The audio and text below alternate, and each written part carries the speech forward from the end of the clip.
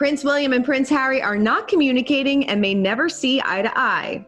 I guess it's just wishful thinking. Isn't it funny how we all just want them to all be friends again? Like, Right. Nobody wants this.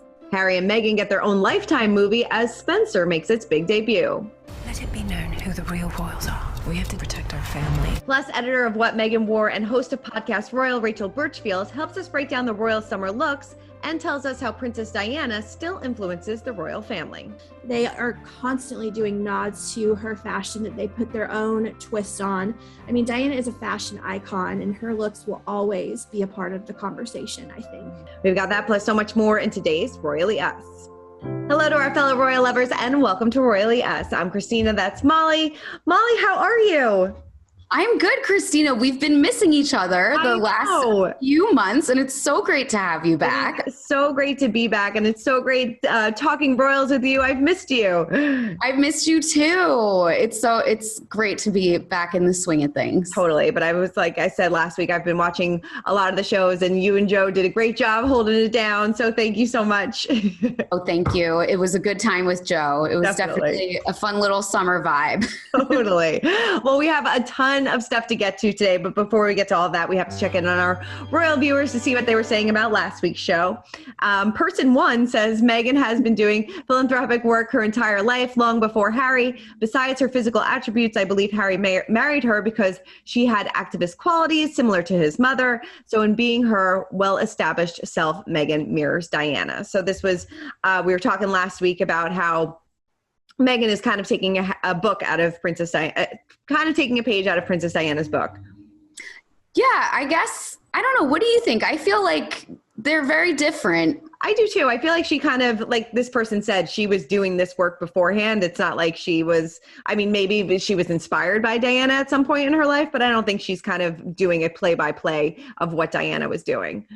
Right. And, you know, if we see her walking around with bike shorts and a big sweatshirt on, then maybe we can be like, oh, there's some Diana not mockery, but you know what I mean? Like mimicry going on. But I don't know. I think they're very different. I do too. All right. Next up, Susan says, might be several reasons they'd want to move. 1, help the Queen. 2, nearer to Kate's parents. And 3, if Prince George goes to Eton, they'll be closer to school. I can actually see them moving to Windsor or onto the property somewhere close to the castle. Now, there's all these rumors going around that Kate and William may be making a move closer to Windsor. So to be closer to the Queen, which who knows, maybe that'll happen.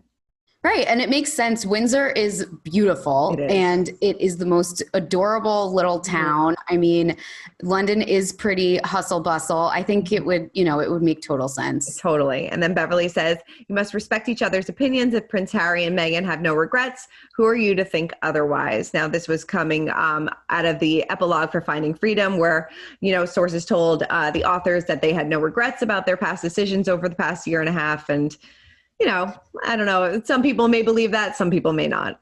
I really liked you and Jonathan discussing this because I think we both kind of agreed that everyone has regrets. Yeah. Over, like, I don't know why it's become sort of trendy to say I have no regrets. And it's like, that's kind of weird. I feel like we all have things we could have done better. It doesn't mean you need to beat yourself up over it. But yeah, I regret what I ate for breakfast. I was going to say, I regret not ordering something at a restaurant the other day. Right. You know, like there's always like some regrets, whether big, whether small. Yeah. I think trying to paint, I don't know. Sometimes, of course, this didn't come directly from Harry and Meghan. It came from an intermediary, or at least maybe several intermediaries even. And I don't know. I think trying to present yourself as someone who has never made a mistake is not the way to go. Right. I totally agree with you. I couldn't agree with you more, but I don't know. Who knows? Maybe they'll tell us in Harry's next book if he has any regrets, but we'll have to wait and find out. All right, let's get to our royal roundup and actually kick it off with Finding Freedom co-author Omid Scobie. Now, he made some shocking new claims about the relationship between Prince Harry and Prince William. And he basically said that the two of them are never going to see eye to eye and probably won't get back on track for quite some time. This is pretty some shocking news because we always get reports like, oh, they're talking again. Oh, things are getting back to normal. But, you know, he pretty much has a direct line, I think, to Harry and Meghan, and he's pretty much saying they're not on good terms at all. Yeah, I mean, I guess it's just wishful thinking. Isn't it funny how we all just want them to all be friends again? Like Right. nobody wants this. And he also say that no senior royals have stepped in to help them mend fences. Which is interesting. Yeah, to me that just kind of sounds like all the senior royals are also mad at Harry. It seems like they're kind of like being like, all right, we're just going to wash our hands of this and maybe try to ignore it and maybe it'll go away. But I don't think that's happening either. And, they said that they had like during these interactions that it was very, to the surface conversations, nothing really like meaningful, nothing deep conversations. And I just think that like, they're just, one doesn't agree with how one's handling one thing and same with the other. So they're never going to be on the same page. Yeah. And I also really liked another point that Jonathan made last week that, the rest of the royals might be nervous that whatever they say could end up being reported in the news. And that must make it even harder to get past it all. Like maybe they're just playing a waiting game until they can all hang out again and just never talk about any of this stuff because there just doesn't really seem to be many other options. Yeah. But now like jumping off of that, but now we have Harry's book deals and who knows what he's going to say in that. So I would feel the same way. I don't know if I would be able to trust them and be able to want to be on good terms with somebody who may turn around and tell all my family secrets. And at the same time, make friends with him before he writes the book. Maybe he'll go easier on you. That is true. Yes. Maybe do mend fences before that. Yeah. Totally. Well, Harry is keeping busy and he made a surprise appearance during the 24th annual British GQ Men of the Year Award. So take a look at this. There is a huge disparity between who can and cannot access the vaccine. Less than 2% of people in the developing world have received a single dose at this point. At the same time, families around the world are being overwhelmed by mass-scale misinformation across news media and social media, where those who peddle in lies and fear are creating vaccine hesitancy, which in turn is dividing communities and eroding trust. I mean, he still does clean up very nice. Yeah. I'm sorry. I thought he looked a little out of it in this video. He did look a little tired. I mean, they do have a newborn, so maybe he's just not getting much sleep. He was like, posture was not great. Little bit wrinkled shirt. It was relatable. I will say it was relatable. How about that? He was like, oh, wait, I have to do this. Let me just throw on my tux real quick. It looked like my dad's tux, which is from a yard sale. But again, like you said, newborn, 2 kids. I get it. It's rough over there in Montecito right now. So I understand why he just seemed a little tired. Yeah, he did seem a little tired. But what did he have to say in this address during this little speech that he made? So he was talking about vaccine hesitancy and, the fact that we still have such disparity in the demographics of who's vaccinated and who's not. He was honoring the scientists who helped develop the AstraZeneca vaccine. And he mostly focused on misinformation. Yeah, which he's done before. He's talked about this in the past, and he's, kind of trying to spread the word and encouraging more people to get vaccinated. Yeah. He did have one line that stuck out to me. He said that there's misinformation about the vaccines in the news media. And I'm wondering what he's talking about. I'm going to have to look into that because I feel like the misinformation I'm seeing is in like Instagram infographics. Sure. Yeah, no, totally. Right. So, no. I'm going to, if anyone in the comments knows, let me know what he's talking about. Yeah, totally. Let us know. I was a little confused by that. Well, this story is a little confusing that we have going on. It's a little weird too. So the UK, the documents were revealed that the UK has a secret plan for Queen Elizabeth for Queen Elizabeth's death, including a memorial service with the Prime Minister that should appear spontaneous and preparations for a crisis mode if London becomes packed with mourners. I mean, obviously now this is not a secret plan anymore since documents were revealed, but it seems like kind of distasteful in my opinion for this to be revealed. Yeah, well, the thing is, we've known about Operation London Bridge, as it's called, for a while. But these are just, I guess it's the specific details that are being made public. I do find it kind of funny that they're planning the spontaneous service years in advance, if that's not the most British royal family thing you've ever heard in your life. Like, it should appear spontaneous. Right. It's not going to be spontaneous ever. It's just going to appear that way. Yeah. But yeah, it's morbid to think about, for sure. It is morbid to think about, but they do plan out, the royal family does have to plan out exactly what they want. I mean, Prince Phillip pretty much detailed his entire funeral, from the car that he was drove in and things like that. So, they're very much, this is the way that they want to go. And hey, if you're going to plan it the way you want. Right. And they even have plans in place for if she happens to pass away in Scotland or in Wales or something like that. They have, if it happens in Scotland, they're calling it Operation Unicorn, and she'll be transported by train back to London. Operation Overstudy is the name for if she has to travel by plane. It's like, I guess they have to plan all this stuff. Yeah, no, they really do. Because if they don't, it would be like a logistical nightmare, I would imagine. Yeah. Yeah. And when your job passes through the family upon your death, I guess this type of morbidity is just part of life, like in The Crown they showed, and this is reflected in different history books, that the Queen has always traveled with an extra black outfit in case someone passes away and she needs to return to the UK in mourning dress. Yeah. So it's just a part of their life. I mean, it's a part of everyone's lives, but I guess for them, it's like the appearance of it and choreographing it is such a huge part of their lives. Totally. Very interesting. Something else that is interesting, Prince Harry and Meghan Markle reportedly want a sit down with the Queen, and they're hoping maybe to discuss having Lilibet's christening in London, which I don't know. This is a rumored report, so who knows if it's exactly true, but it's an offer that they want to make to the Queen. Who knows if she'll accept?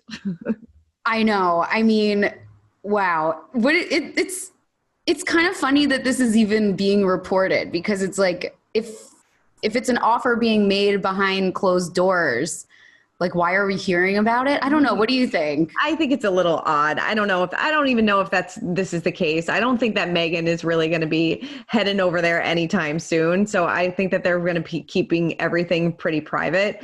I think that who knows, they may have already done the christening and we don't even know about it, because we haven't even seen any photos. We really haven't seen Meghan at all. I don't know if I believe this one. Right. Also, Jonathan last week alluded to sort of the confusion about their allegedly held 3 days before the wedding with the Archbishop of Canterbury, and the Archbishop of Canterbury said that didn't happen. Now, he's the head of the Church of England, so that does make it a little awkward, I think. Totally. Flying over to have her christened in the Church of England, like, but then at the same time, if it's not in the Church of England, then what church is it going to be? Because Meghan converted to the Anglican religion, and Harry's part of the Anglican religion, so I don't know. I mean, I'm sure we're going to see rumored reports soon about a New Age California, like Kabbalah Scientology christening. But yeah, it's definitely very interesting. I don't think Lilibet is going to fit in the ceremonial christening gown by the time this all That's true. goes through, though, in any case. Very, very true. And it seems like that the couple are also losing some support among young Brits, which is interesting because they have always gotten a lot of support from them, but it seems like their approval ratings have dropped a little bit. Right. And they've dropped even from after the big interview that they did. A few weeks after that, their ratings in the UK dropped, and now they've dropped even further. And I would love to know what the specific things have been that caused it. Right. And it was interesting to me that Meghan's approval rating was actually a little bit higher than Harry's, which I thought was kind of interesting, that people are a little bit backing Meghan a little bit more than Harry. So I wonder what's kind of rubbing people the wrong way when it comes to Harry. I wonder if it's because he's really been the more vocal one in the last few months. We have barely heard from her, only her birthday initiative, which I think is really smart because, as we've been saying, people have unfairly blamed her for them leaving when there is no evidence to suggest that she was the reason why they left. So it makes sense that now she's like, okay, I'm just going to make sure everyone knows that I'm not the one that was spearheading all of this. Totally. I'm going to take a back seat. All right. Well, now it is time to spill the royal tea. And Kristen Stewart made her big debut as Princess Diana in the film Spencer, and she is getting rave reviews. Right. I am so excited to see this. I think it's going to be so good. The film is getting, like you said, rave reviews, 5 out of 5 stars from The Guardian. I found the headline at The Guardian really interesting. It said, Princess Diana's disastrous marriage makes a magnificent farce. Yeah. Now, farce is like comedy. Right. Yeah. So were we supposed to be laughing through this? Right. I mean, I can't wait to see this film because I loved the director's last film, Jackie, with Natalie Portman. There was not a moment of farce in that. No. So, and this is very similar. It's like 3 days in the life of a very famous woman in the 20th century. So if this, turns around and is kind of a comedy, that's going to be very interesting. It's going to be very interesting. I know in Us Weekly's review, our writer said that, Kristen Stewart is beyond compelling. Like, she is this film, and it's, so many, we've talked about this before. So many actresses have taken on this role. Some have done it well, some haven't, and a lot of people are kind of scratching their heads when Kristen Stewart was cast, but it seems like she's perfect for this role. And I can't wait. It's already getting some Oscar buzz too, which who knows? Oh, imagine Bella from Twilight wins an Oscar for playing Princess Diana. I can't imagine. Could never imagine. Well, something that maybe not was going to get an Oscar or an Emmy is Harry and Meghan. They got their TV treatment in their new Lifetime movie, Harry and Meghan Escaping the Palace. And we probably will imagine that Prince William is not too excited about this because they are kind of portraying him as the villain in this movie. This is not the first time that Lifetime has taken on Harry and Meghan. They've done a few movies about their relationship and how it kind of came together, but this is all about them escaping the palace. Yes. So the way William seems to be portrayed in this film is not very flattering. In the teaser trailer, there's a part where he and Harry are arguing, and Harry is saying, we have to do a statement together decrying racism in the press. And William says, for the last time, I agree, diversity in the family is a good thing, which obviously sounds like he doesn't think that at all. Right. So, but I think that I don't think this is going to affect William because the guy doesn't even look like him. Right. It really doesn't. Like, there are so many struggling actors in the world. How hard is it to find one that looks like William? He's just like a bald white guy. Right. Couldn't be too hard. Well, I guess maybe nobody wants to take on that role, and who knows? I have no idea. But hopefully, if you guys checked it out, please let us know in the comments what you thought about it. All right, well, let's move on and break down the royal rules. And to help us do that is editor for What Meghan Wore and host of Podcast Royal, Rachel Birchfield. I know the royals have been laying low this summer, but did you have a favorite royal look of the summer?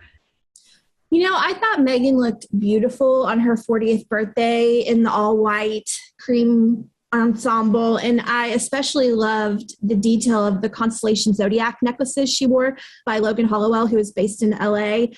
We haven't seen Kate much this summer, especially in the last month as she's been on holiday, but her soccer or football, as they call it in the UK, looks, especially those blazers, were great, as was her Wimbledon style. Mm-hmm. I always loved Kate so much in Amelia Wickstead, and she wore this gorgeous, if you'll remember, this gorgeous green look by Amelia Wickstead to Wimbledon this summer that I really liked.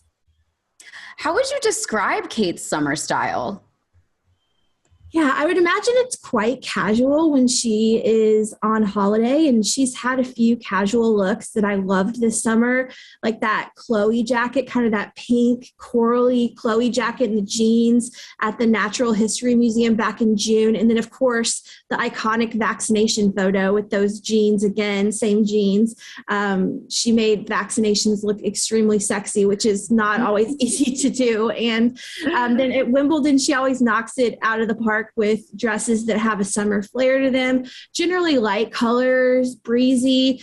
I also loved her, if you'll remember, in that purplish lavender LK Bennett dress when she debuted her big announcement about her research center for early childhood development. I mean, she's had a great summer in fashion. When we've seen her, she has been largely out of the public eye for the past couple of months, but when we see her, she always knocks it out of the park. Yeah. What kind of pieces do you think that she'll be bringing into the fall? So I am a huge fan of Kate's coat game. It is iconic. I think it's the best around. I can't wait to see that as the temperatures get a little chillier in the UK, and COVID dependent, if she's able to do engagements with regularity again, I think she'll continue to knock it out of the park. But Kate's coat game in the fall and winter months are unparalleled. Yeah. She's going to turn 40 in a few months. How would you say her style has evolved throughout the years? Yeah. Well, speaking of looking back on our looks throughout the years, we have to keep in mind, right, that we've known who Kate was since she was roughly 19 or 20 years old, long before she had a stylist working with her. And like I did, and I think you ladies did as well, living through the somewhat questionable fashion era of the mid 2000s. I think Kate has always had a good sense of style. It used to be a lot more low key. In the 2000s, I would say she was much more of a trendy dresser. And these days she wears more classic, timeless pieces that will never go out of style. You could put most of her looks 15 years ago or 15 years from now, and they would still hold up. I think her first style turning point, of course, was that blue Issa engagement dress that she wore in 2010. And then, of course, the Alexander McQueen wedding dress the next year. And then her style was solid as she began to have kids. But in 2018, and a lot of people will say that Meghan was coming into the fold. And so Kate felt the need to step her game up because Meghan has great style too. I think in 2018, right around the birth of Louis, it got kicked up a notch to another level of sophisticated. And I think Kate so rarely misses when it comes to fashion, and she's really figured out how to make fashion work for her. Totally. Right. Even her 2000s stuff is timeless for that era. It's like, yes, it's a capsule of what we were doing in like 2005. Yeah. And like you look back and like, that's what I'm saying. The kids will just never be able to look back and go, oh my gosh, that was clearly 2017. I mean, their looks are timeless, but I look at Kate in college and I go, okay, that was around the time I was in college too. And I love looking at it because it reminds me of when I was in college too, in those good old days. Totally. Right. So the highly anticipated Spencer movie is coming out. I'm so excited for this. Yes, me too. Based on the trailer, do you think they got Diana's looks right? Well, from what little I've seen of it, and like you said, just a few photos in the trailer, I love that that photo of Kristen Stewart, like in the back, somewhat backless dress, leaning forward, that gorgeous dress. They're doing a great job. And, Kristen Stewart is at the Venice Film Festival right now getting rave reviews for her performance, which excites me. And I can't wait to watch it. But yeah, I think that, and also Elizabeth Debicki, who's playing Diana on The Crown season 5, she's nailing it too. I mean, there's just a spoil of riches of actresses who are playing Diana and just doing great jobs. You wouldn't think that so many women, Emma Corrin, Elizabeth Debicki, Kristen Stewart, Naomi Watts, could all encapsulate this woman, but it just shows how multifaceted she is, that they're all able to pull it off. Definitely. How do you think Diana's style still influences the royals, if at all? Oh, it absolutely does. I mean, we see both Kate and Meghan doing nods and tributes to Diana's style all the time, from Meghan's Cartier bracelet that she wears so much publicly to how Kate dressed for when she debuted her children, George, Charlotte, Louis, on the steps of the Lindo wing. They are constantly doing nods to her fashion that they put their own twist on. I mean, Diana is a fashion icon, and her looks will always be a part of the conversation, I think. All right. In our royal history moment of the week, nearly 5 months after his death, Prince Phillip received an honor commemorating his storied naval career. This was pretty cool. Yeah, this is really nice. So the Royal National Lifeboat Institution named its newest lifeboat after the prince. They're naming it the Duke of Edinburgh. And it's just, a tribute to his career in the Royal Navy, which dates back so long. He was in the Navy for most of his youth. Yeah. So yeah, they're naming it after him. I love that. That's so great. I'm sure he would really appreciate that. And then speaking of, life on the water, before we wrap up, we have to check in on our royal kids. And it seems like they have learned a new skill this summer, and that is how to sail. Yeah, wow. So apparently they have been doing sailing, the whole family together over the summer. A source said they are very much a family of sailors now, which is really cute. It makes me think of like a pirate family or something. Really. I love that. And Kate and William, they love to sail as well. So it seems like this is definitely going to be something that they can do every single summer together. Yeah, really nice. And it is very windy in the summer in the UK, so that will work out great for them too. Totally. Well, Molly, thank you so much. It's so good to be back talking all things royals with you. It's so great to have you back, Christina. Thank you. Of course. Well, for much more on the royals, head on over to usmagazine.com and please check in every Wednesday on Us Weekly's YouTube channel. Keep commenting, keep subscribing, and we will see you guys next week.